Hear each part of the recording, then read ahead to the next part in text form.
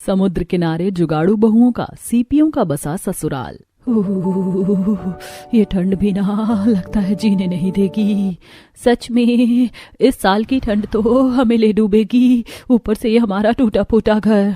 सच में इस घर की छत की वजह से तो और भी ज्यादा ठंड लगती है। ठंडी ठंडी हवाएं और उनके घर में आने की वजह से पूरा घर ठंडा रहता है।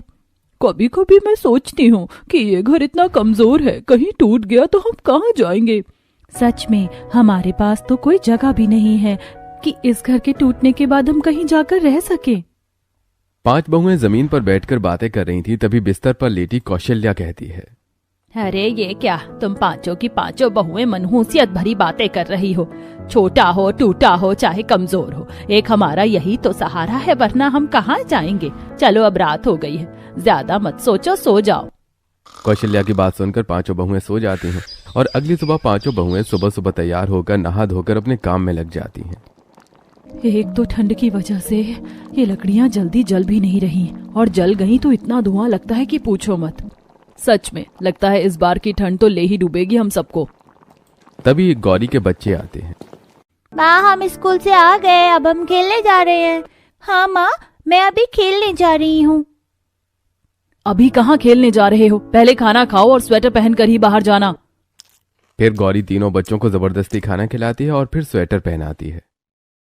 माँ, ये स्वेटर तो फटा हुआ है। हाँ सच में ये स्वेटर तो कुछ ज्यादा ही फटा हुआ है, लेकिन हमारे पास तो और कोई स्वेटर भी नहीं है और ना ही पैसे।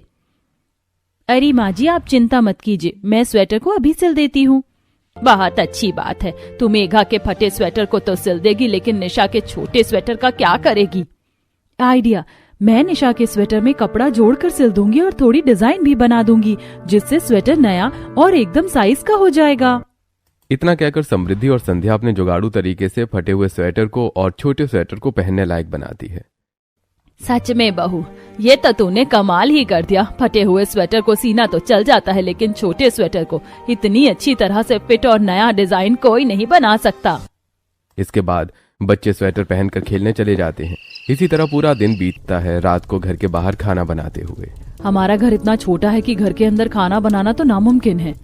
हाँ, तो घर के बाहर खाना बनाना कौन सा आसान है। ठंड में कांपते हुए जैसे तैसे खाना बनाओ।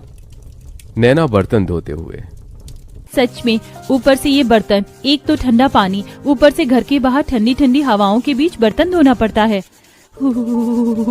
सच में क्या ही कहें, हर जगह बस जुगाड़ करना पड़ता है, और साथ ही ये घर सिर्फ छोटा ही नहीं बल्कि इतना कमजोर भी है कि कभी भी टूट जाए।